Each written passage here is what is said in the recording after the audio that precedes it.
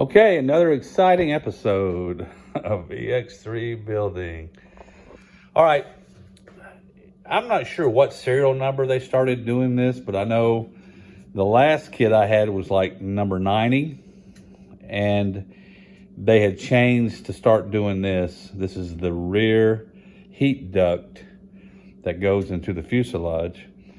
So this is the second one I've done. The first one I did pretty good, and the second time I'm doing it a little bit better in the beginning to make it easier.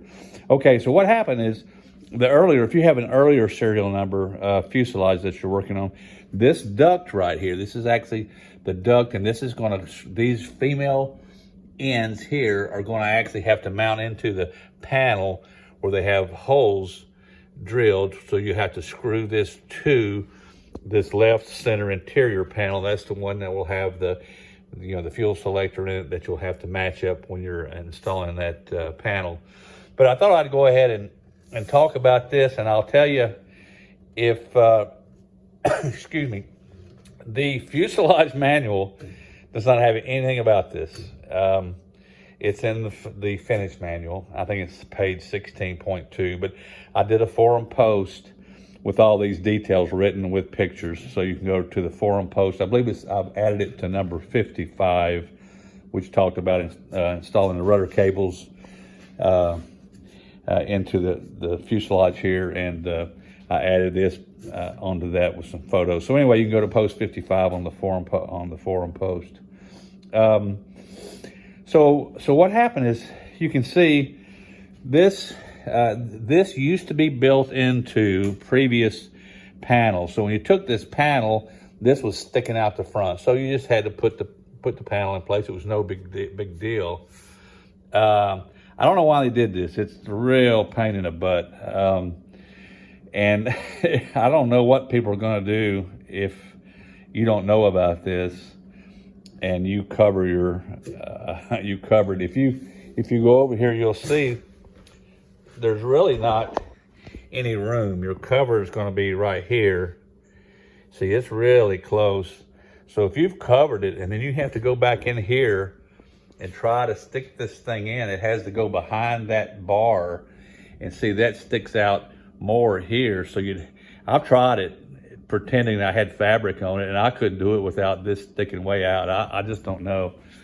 I'm gonna try to get the word out the best I can to everybody to be sure and do this. So anyway, the manual on that page 16.2 gives you only one measurement for this whole thing, and they tell you to put the bottom of this duct here off the top. There's a tube, right here running along from here to here. They say from the top of this tube, I think they said it was 4.5 or 4.4 or 2.4. I'm sorry, from here to here. This, what you're looking at, is exactly, I have already fitted this panel. I put my interior panel up, which you'll see I've got videos and a detailed forum post. But anyway, these screws here and this hole are what determines where this panel goes, because this is obviously built into the panel. It has to go into the right places. You put them in here. I actually put the screws in, so I have it exactly in place. This is in place. Fit your front piece, fit this panel exactly all the way down to, you see, I'll put nut plates in, so I've already got my nut plates installed and everything. So when that panel is screwed in there, you want it to be exactly, because when you get the panel in place and you've got fabric on the other side, you're going to have to go through this little bitty hole. It's a 6/32 screw, and you're going to have to try to find this. And you're going to have to get a hold of it, and you're going to have to match it up and bring this piece into it and screw it into it. And on the first one, I had it about right, but not perfectly right. And I'm telling you, it's a pain, because there's no way to manipulate this. You have to kind of pull the panel out and get your hand behind it and maybe wiggle it around a little bit, and go back and try it again and get a pick or an awl, go through there, try to grab the edge of it and bring it up. Be sure you do this, okay? So I got the panel in place. I had this roughly in place, but it didn't matter. I just kind of had it roughly in place. I put the panel fitted, and I just simply, because the fabric's not on, I went to the other side, matched it all up, put the screws from here into the panel, and got a perfect fit. So once I did that, you know, I locked it in. So by tightening the tie wraps. So what they do first, they tell you to put this little bracket. This is a metal bracket right here. And it goes down. It actually comes to the bottom below there. But in any case, there's you see it has one rivet right there. That's the only rivet that's in there, is just that one. Now this one, you can see where it's located. There's the bottom cable connector. There's the top one. So one rivet goes in there. And my last kit, like I say, it was around serial number 90, did not have a hole pre-drilled for that. I just had to kind of guesstimate it where it went. I tell you in the form, I believe that was exactly 7.5 inches from there to the top of this tube right here. So run a tape measure down, hit it on the top of that tube, and it was 7.5 inches where that hole is. You can just hold it up there with the duct in place and see how it goes. It'll still swivel around, you know, a little bit, which is okay. Also, if you look at your interior panel, and I don't have mine now, I've moved them out, but the interior panel itself it sticks out here and it comes down, and it drops down and then it comes back. So basically this is sitting just below that part where the rise is. So you can fit the panel in place, and then you kind of see where that should go. This up here is not critical. It's just going to be some scat line, you know, flexible duct that's going to go from here around to the heater unit, to the heater box that'll be up here. So anyway, that was the first thing I did, is install that piece right there, that little metal piece.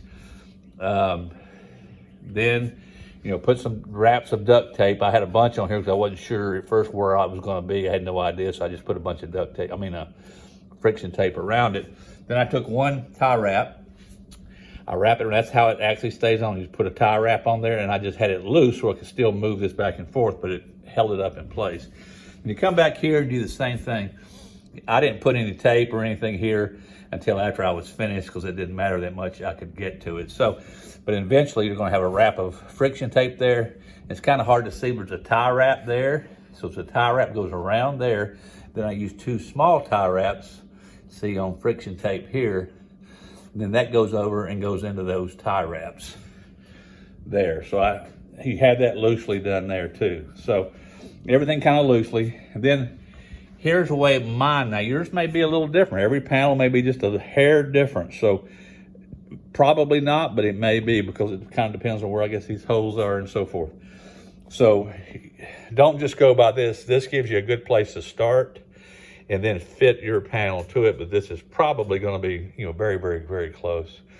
So the measurements, the way mine ended up is measuring from putting the tape measure clip right there, holding it there, going to the very front edge of the metal with 6 3/8 inches, okay? So this was 7.5 inches to the rivet down to there, and then this fits up in here, and it was 6 3/8 there.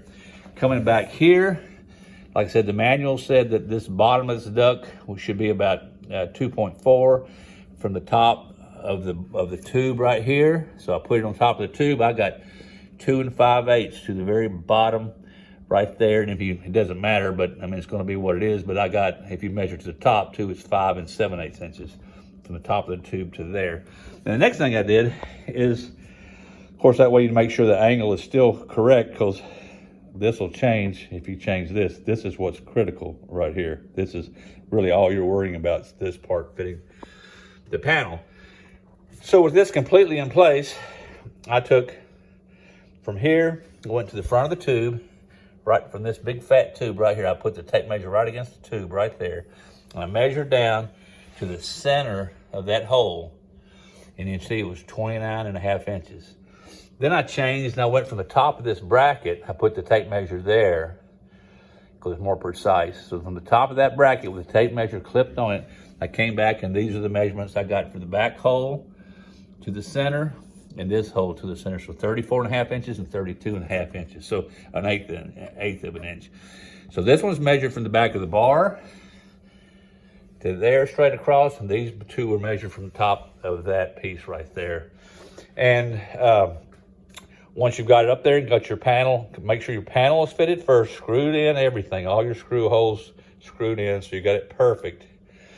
And then screw this into it, then go to the back side and then I just lock it in. I just cinch up.